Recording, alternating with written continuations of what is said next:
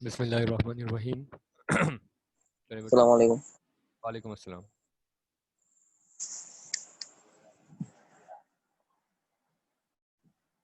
बेटा आज आप लोगों का चैप्टर नंबर 12 है, वेव्स एंड साउंड। और इससे पहले वाली क्लास में मैंने चैप्टर 12 को थोड़ा सा इंट्रोडक्शन दिया था। कुछ बेसिक डेफिनेशंस बताई थी, फ्रीक्वेंसी, एम्पलीट्यूड, टाइम पीरियड वगैरह की। और अब जो है वो प्रॉपर चैप्टर की स्टार्टिंग है। तो लेक्चर नंबर 22 आपका साउंड एंड वेव्स। देखें बेटा, साउंड एंड वेव्स के अंदर, या वेव एंड साउंड बोलें एक ही बात है, उसके अंदर आप लोगों के पास जो पहला है वो है डिफाइंड पीरियोडिक मोशन और हार्मोनिक मोशन एंड ऑस्किलेशन और vibration. Prove the oscillation is closely related to the elasticity. देखें बेटा, ये सवाल मुख्तलिफ तरीकों से बनता है। आप चाहे उसको हार्मोनिक मोशन बोलें और या पीरियोडिक मोशन बोलें, बात एक ही है। ठीक है, तो पीरियोडिक मोशन जो है वो बेसिकली आपका क्या होता है? The motion that repeat itself in equal interval of time is called periodic और harmonic motion। देखिए बेटा, कोई भी ऐसा मोशन जो अपने आप को एक इक्वल इंटरवल ऑफ टाइम के साथ जो है वो रिपीट कर रहा है, तो वो मोशन जो है वो आपका पीरियोडिक मोशन कहलाता है। कोई भी मोशन जो अपने आप को इक्वल इंटरवल ऑफ टाइम के साथ रिपीट करेगा वो आपका पीरियोडिक मोशन कहलाएगा। जैसे कि जो है वो अर्थ की रोटेशन हो गई, यूनिफॉर्म सर्कुलर मोशन हो गया, यानी एक कार है या कोई भी ऑब्जेक्ट है वो एक सर्कुलर ट्रैक पर गोल गोल मूव कर रहा है। तो गोल गोल मूव करने की वजह से क्या होगा कि वो जिस पॉइंट पर पहले था थोड़ी देर बाद वो वापस उसी पॉइंट पर आ जाएगा, फिर अगेन वो पूरा चक्कर काटेगा, फिर वापस उसी पॉइंट पर आ जाएगा। तो ये प्रोसेस रिपीट होता रहेगा again and again again and again. तो वो चीज जो है वो आपकी पीरियोडिक मोशन कहलाती है। जैसे मोशन ऑफ अ अर्थ। अब अर्थ का जो मोशन है वो भी तो पीरियोडिक मोशन है,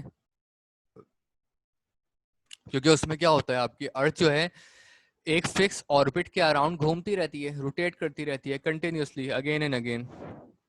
और जब वो कंटिन्यूसली सर्कुलेट करती रहती है एक फिक्स ऑर्बिट पर, तो होता यह है कि हर 365 डेज के बाद अर्थ उसी पॉइंट पर होती है जिस पॉइंट पर वो पहले थी। यानी आज आज इस वक्त जो अर्थ की लोकेशन है, एग्जैक्टली 365 डेज के बाद अर्थ की लोकेशन इसी पॉइंट पर होगी जिस पॉइंट पर अर्थ अभी है। तो वो चीज भी जो है वो आपकी पीरियोडिक मोशन है। पेंडुलम का मोशन, पेंडुलम आप लोगों ने देखा हुआ है। जैसे पेंडुलम क्लॉक्स होती हैं कि हर 12 1 बजता है, 12 बजते हैं, सही है, जो भी टाइम होता है उसके हिसाब से जो है वो उनके नीचे पेंडुलम जो लगा हुआ होता है वो कंटिन्यूसली रोटेट करता है, रोटेट नहीं करता sorry, back and fourth move करता है, वाइब्रेट करता है। ठीक है, अगर 12 बज रहे होंगे तो 12 बार उसमें से आवाज आती है, 11 बज रहे हैं तो 11 बार आवाज आती है। तो वो 11 बार अपने आप को वाइब्रेट करता है पॉइंट ए से पॉइंट बी के दरमियान में। तो वो चीज आपकी वाइब्रेशनल मोशन या फिर पीरियोडिक मोशन कहलाती है। तो uniform circular motion, simple pendulum या कंपाउंड पेंडुलम, ये सारे जो हैं वो आपके पीरियोडिक मोशन की एग्जांपल्स हैं। अब इसके बाद आपके पास है ऑस्किलेशन और vibration. If a body is in periodic motion move back and fourth over a same path is called oscillation और वाइब्रेशन। देखिए बेटा, अब पीरियोडिक मोशन के अंदर ही एक सब टाइप आती है, और वो सब टाइप क्या है, वाइब्रेशन की। तो पीरियोडिक मोशन तो वो होता है जो कि सर्कुलर ट्रैक पर भी हो सकता है, बट वाइब्रेशनल मोशन जो होता है वो सर्कुलर ट्रैक पर नहीं होता, बल्कि जो है वो एक दो पॉइंट्स के दरमियान में होता है, पॉइंट ए से पॉइंट बी के दरमियान में जो बैक एंड फोर्थ मूवमेंट होगी किसी भी ऑब्जेक्ट की, कि वो पॉइंट ए से बी की तरफ जा रहा है, फिर अगेन बी से ए की तरफ जा रहा है, और ये movement continuously on and on चल रही है। सही है, तो उसको हम कहते हैं ऑस्किलेशन या फिर वाइब्रेशनल मोशन। तो वाइब्रेशनल मोशन की एग्जांपल है, for example compounded pendulum, compound pendulum या सिंपल पेंडुलम, ये इसकी एग्जांपल है। Motion of spring of violin. देखें वायलिन के स्प्रिंग की मोशन, देखें वायलिन हो गया या गिटार हो गया, क्योंकि वायलिन और गिटार में फर्क ये होता है कि गिटार को आप अपनी फिंगर्स से बजाते हैं और वायलिन को जो है आप स्टिक से। तो आपके पास जो है वो motion of spring of violin जो है वो बेसिकली उसमें क्या होता है कि जब आप स्टिक को जो है वो उसके तारों के ऊपर, जो उसके वो जो होते हैं स्प्रिंग्स होती हैं उनके ऊपर टच करते हैं तो वो स्ट्रिंग वाइब्रेट होती हैं। और वाइब्रेट क्या होती हैं, फिक्स पॉइंट पर वाइब्रेट होती हैं, बैक एंड फोर्थ उनकी मूवमेंट होती है। तो वो वाइब्रेशन जो है वो साउंड जनरेट करती है, और उस साउंड से जो है वो आपको जो है उसकी म्यूजिक सुनाई देती है। तो वो मोशन भी जो है वो आपका वाइब्रेशनल मोशन या फिर ऑस्किलेटरी मोशन में आता है। Motion of a spring moving a horizontal surface with restoring force and inertia. तीसरा मोशन क्या है स्प्रिंग का, कि अगर आप एक स्प्रिंग को खींचते हैं और खींचने के बाद उस स्प्रिंग को अगर आप रिलीज करते हैं तो वो स्प्रिंग वाइब्रेट करता है, रुकता नहीं है बल्कि वो फिर झटके के साथ वाइब्रेट करता है।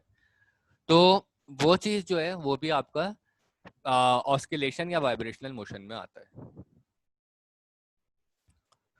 वैसे कोई भी सवाल हो स्माइल तो पूछ लीजिएगा। तो इसके बाद आप लोगों के पास है vibration is closely related to the elasticity of body. The phenomena of elasticity is closely linked with that or vibration or oscillation. It is a common experience that when some elastic material, for example a mass M attached to the end of the spring and placed on a frictionless horizontal surface as shown in the figure, displaced from its normal or equilibrium position and then released, it will move through the equilibrium position and become extended in the opposite direction. देखें बेटा, ये कुछ इस तरीके से है कि for example यहाँ पर एक स्प्रिंग है, ये एक स्प्रिंग है, एक स्प्रिंग के साथ एक बॉल अटैच है, ठीक है, जिसका एक पर्टिकुलर कोई ना कोई मास है। अब बेटा देखें यहाँ पर ये बॉल की मेन पोजीशन तो ये थी, ये जो मिड वाली लाइन है यहाँ पर बॉल थी। हमने उस बॉल को पीछे की तरफ खींचा, थोड़ा सा उसको पुल किया अपनी तरफ, ठीक है, इस पॉइंट तक लेकर आए, उसने एक पर्टिकुलर डिस्प्लेसमेंट कवर करी जिसको हम एक्स नॉट से रिप्रेजेंट कर रहे हैं, एक्स नॉट, ठीक है, एक्स और उसके नीचे छोटा सा जीरो एक्स नॉट, तो उससे रिप्रेजेंट कर रहे हैं। अब होता ही है बेटा कि जब हम उस बॉल को पीछे की तरफ खींचते हैं और उसके बाद उसको रिलीज करते हैं, तो because of restoring force, spring की वजह से जो उसके अंदर रिस्टोरिंग फोर्स आती है, उस फोर्स की वजह से वो बॉल अपनी उस पोजीशन पर नहीं रुकती जहां पर वो पहले से थी, बल्कि वो उस पोजीशन से आगे निकल जाती है, ठीक है, जहां वो पहले थी उस पोजीशन पर रुकने के बजाय वो अपनी उस मेन पोजीशन से आगे निकल जाती है। और ये क्यों होता है? क्योंकि ये उसकी रिस्टोरिंग फोर्स की वजह से हो रहा होता है, ठीक है। Having extended to itself to other side of its normal position, the motion is reversed and is directed back towards the equilibrium position, where again it goes to other side as shown in the figure. The mass continues this back and forth oscillatory motion until friction effects cause the motion to stop. An oscillatory motion is this type depends upon directly on elastic property of the vibratory material. तो बेटा देखें, ये जो object का back and fourth movement है, अब होगा ये कि उसके बाद अगले उसके अंदर ये बॉल फिर दोबारा पीछे जाएगी, अपनी मेन पोजीशन पे नहीं रुकेगी, बल्कि यहाँ से फिर दोबारा पीछे जाएगी और मेन पर रुकने के बजाय थोड़ा सा पीछे हो जाएगी, बट एग्जैक्टली उतना नहीं होगी जितना पहले आपने खींचा था, क्योंकि हर बार हर वाइब्रेशन में उसका डिस्टेंस कम होता रहेगा, उसके अंदर जो रिस्टोरिंग फोर्स है वो कम से कम होती रहेगी, और फिर वो दोबारा थोड़ा सा यहाँ से मूव होकर मेन पोजीशन पर आने के बजाय थोड़ा सा पीछे जाएगी, फिर थोड़ा सा आगे आएगी, फिर थोड़ा सा और पीछे जाएगी, फिर उसके बाद आगे आएगी, बट हर बार उसकी मूवमेंट कम होती रहेगी। पिछली बार के मुकाबले में उसके अंदर जो वाइब्रेशन थी वो कम होती रहेगी, और 2 से 3 राउंड्स के बाद वो बॉल जो है वो अपनी मेन पोजीशन पर आकर रुक जाएगी। सही है।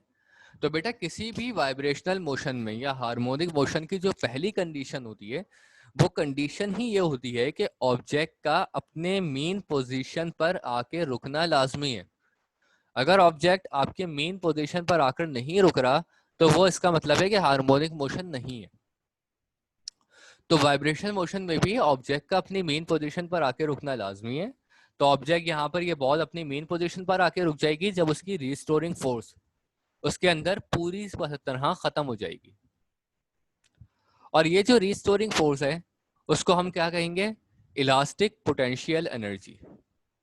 तो हमारे खींचने की वजह से इसके अंदर इलास्टिक पोटेंशियल एनर्जी जनरेट होगी, और जब हम उसको रिलीज करेंगे तो वो प्रेशर से आगे, फिर बैक, फिर फॉरवर्ड, फिर बैक, और इस तरह जो है वो उसकी elastic potential energy increase and decrease होती रहेगी। सही है। पहले आपने इंक्रीज किया, फिर वो डिक्रीज होती रहेगी, और फिर उसके बाद जो है वो अल्टीमेटली अपनी मेन पोजीशन पर आकर रुक जाएगी। तो ये चीज जो है वो आपकी कहलाती है वाइब्रेशनल मोशन। ठीक है।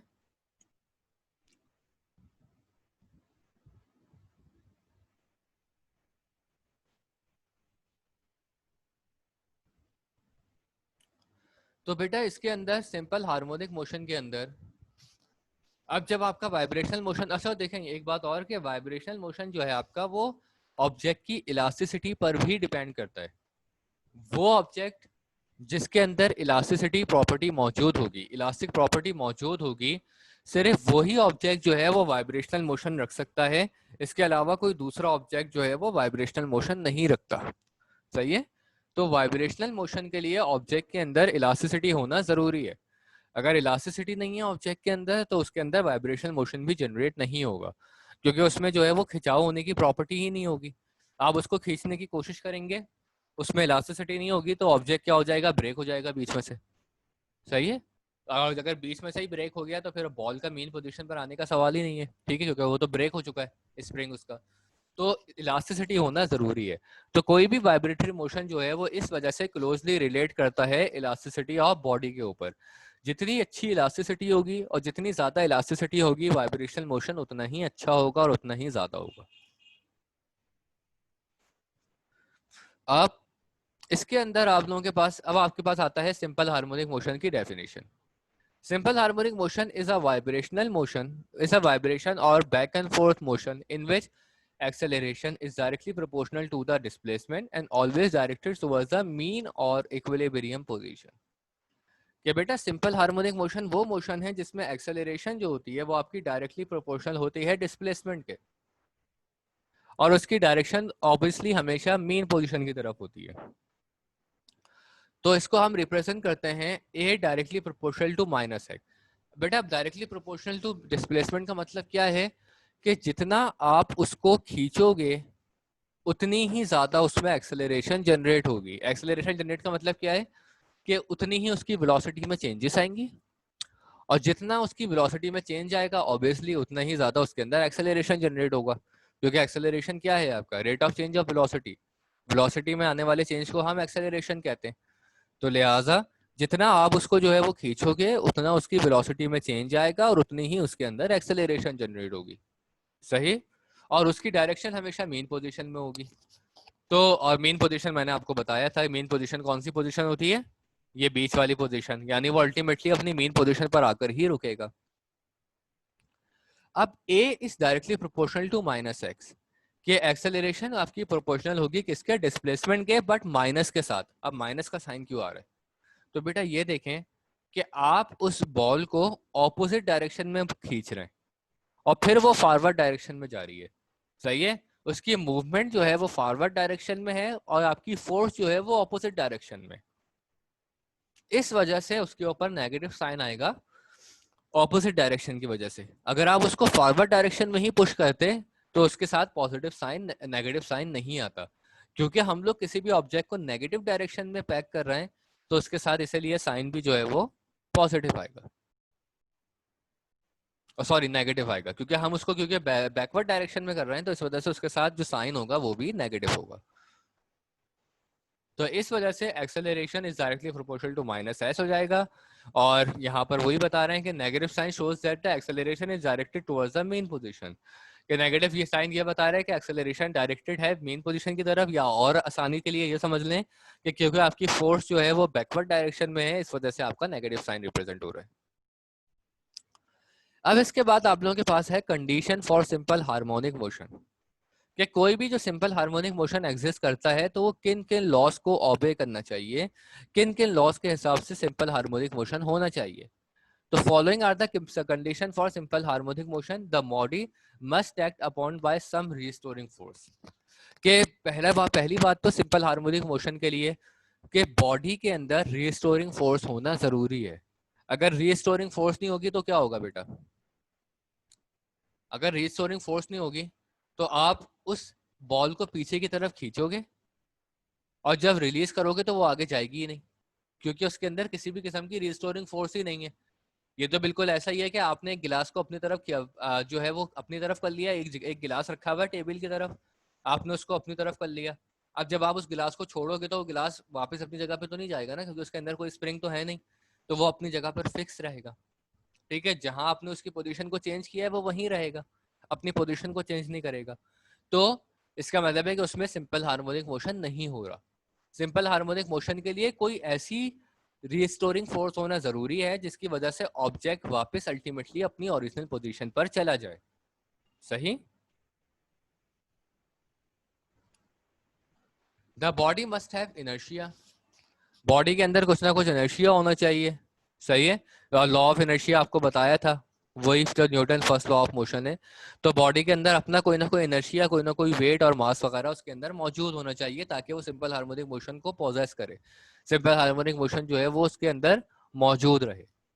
The acceleration should be directly proportional to the displacement, acceleration directly proportional होनी चाहिए डिस्प्लेसमेंट के। यानी डिस्प्लेसमेंट अगर आप बढ़ा रहे हो उसकी, डिस्प्लेसमेंट का मतलब बेटा डिस्टेंस ही है। सही है। यानी अगर आप उसको ज्यादा खींच रहे हो तो एक्सेलरेशन भी ज्यादा होनी चाहिए, और अगर आप उसको कम खींच रहे हो तो एक्सेलरेशन भी कम होनी चाहिए। अगर एक्सेलरेशन ज्यादा हो रही है लेकिन आपने खींचा कम है, तो इसका मतलब है कि उसमें फिर सिंपल हार्मोनिक मोशन एग्जिस्ट नहीं करता, वो एक आम मोशन है। ठीक है। अगर आप ज्यादा एक्सेलरेशन लगा रहे हो तो उसके अंदर, सॉरी, अगर आप ज्यादा डिस्प्लेसमेंट से उसको बैक कर रहे हो तो उसके अंदर एक्सेलरेशन भी जो है वो उतनी ही ज्यादा प्रोड्यूस होगी सिंपल हार्मोनिक मोशन के लिए। The system should be elastic, जैसे कि बताया आपको कि इलास्टिसिटी होना जरूरी है। अगर इलास्टिसिटी नहीं होगी तो ऑब्जेक्ट बीच में से ब्रेक हो जाएगा और उसमें सिंपल हार्मोनिक मोशन एग्जिस्ट करेगा ही नहीं। द सिस्टम शुड ओबे हुक्स लॉ, सिस्टम जो है वो हुक्स लॉ ओबे करना चाहिए सिस्टम को। और हुक्स लॉ क्या है ये आप अपने नेक्स्ट टॉपिक में अभी पढ़ोगे। सही है, कि हुक्स लॉ बेसिकली किसको कहते हैं। तो सिस्टम के अंदर हुक्स लॉ होना चाहिए। अगर वो हुक्स लॉ ओबे नहीं कर रहा तब भी वो सिंपल हार्मोनिक मोशन की कंडीशन पर पूरा नहीं उतर रहा। और यहाँ पर जो है वो आखिरी पॉइंट के acceleration should be directed towards main position. अब देखें एक्सेलरेशन की डायरेक्शन भी मेन पोजीशन पर होनी चाहिए, क्योंकि बेटा क्या होता है, ऑब्जेक्ट हमेशा अपनी मेन पोजीशन पर, अपनी मिड वाली पोजीशन पर रुकता है जहां पर वो पहले मौजूद था। अब उसको बाद में भी वहीं पर रुकना चाहिए, तो उसकी तमाम एफर्ट जो है वो वहीं पर रुकने के लिए ही होती है। ये जो ऑब्जेक्ट है जो बैक एंड फोर्थ मूव कर रहा है, पहले आपने फॉरवर्ड किया, फिर बैकवर्ड गया, फिर फॉरवर्ड किया, फिर बैकवर्ड गया, और फिर लेकिन हर बार क्या हो रहा है, उसका डिस्टेंसेस कम हो रहा है। सही है। पिछली बार के मुकाबले में वो कम पीछे जा रहा है और पिछली बार के मुकाबले में वो कम आगे जा रहा है। और फिर उसके बाद एक पॉइंट आएगा जहां पर वो बीच में आके रुक जाएगा। तो अल्टीमेटली जो उसकी एक्सेलरेशन है उसका टारगेट भी जो है वो मेन पोजीशन ही था। इसी वजह से एक्सेलरेशन की डायरेक्शन जो है वो मेन पोजीशन पर ही होनी चाहिए। सही है। और मेन पोजीशन के अलावा नहीं होनी चाहिए सिंपल हार्मोनिक मोशन के लिए। तो ये सिंपल हार्मोनिक मोशन की बेटा कुछ प्रॉपर्टीज हैं जो कि किसी भी सिंपल हार्मोनिक मोशन में होना लाजमी है। सही है। और इन तमाम कंडीशन को अगर वो ऑब्जेक्ट फुलफिल करता है तभी वो सिंपल हार्मोनिक मोशन होगा, अदरवाइज वो सिंपल हार्मोनिक मोशन नहीं होगा।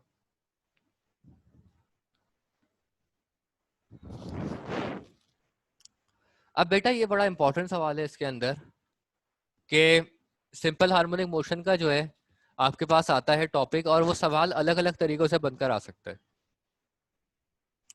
जिसमें से जो है वो सबसे मेन जो सवाल बनता है वो ये वाला बनता है। सबसे जो आमतौर पे यूजुअली जिस तरीके से वो सवाल आता है वो ये वाला आता है।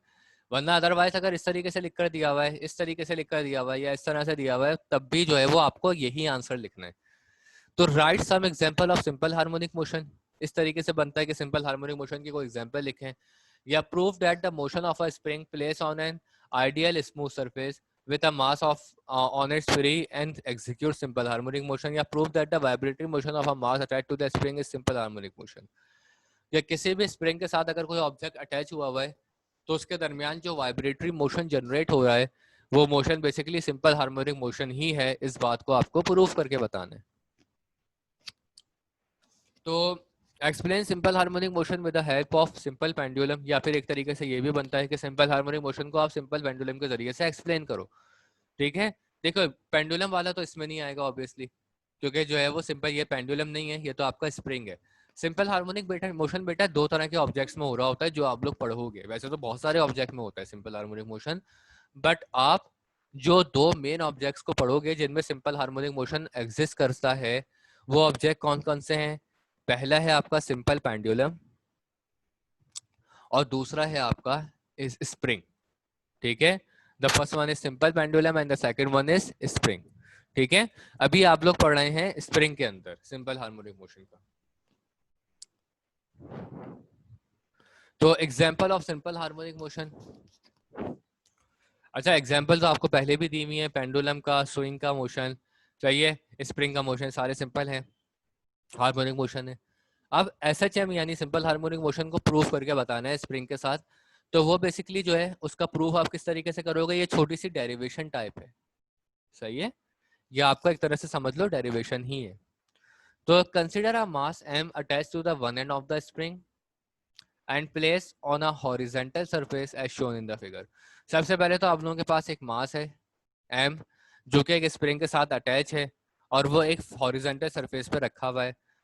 let the mass of the given let the mass be given a small displacement x by a force, the applied force। देखे बेटा, अब हमने उसके मास को डिस्टर्ब किया थोड़ा सा, और डिस्टर्ब करने के बाद उसको बैक पोजीशन पर ले आए, और बैक पोजीशन पर लाने के बाद अब जब आपने उसको बैक पोजीशन पर लेकर आए तो आपने एक पर्टिकुलर डिस्प्लेसमेंट कवर की है जिसको आप x से रिप्रेजेंट कर रहे हैं।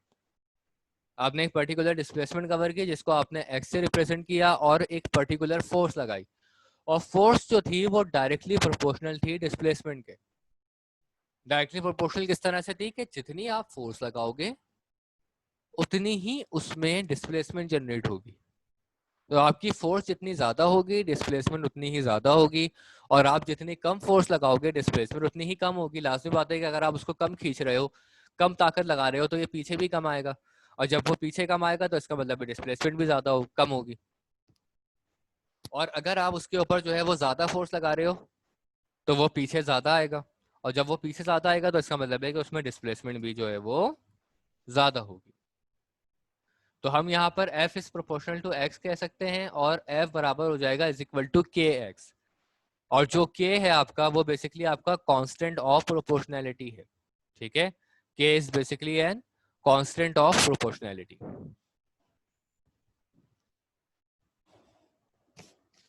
तो बेटा सिंपल हार्मोनिक मोशन को एग्जीक्यूट जो पढ़ने से पहले सबसे पहले तो अब आप आ जाओ हुक्स लॉ के ऊपर जरा सा, कि हुक्स लॉ क्या होता है।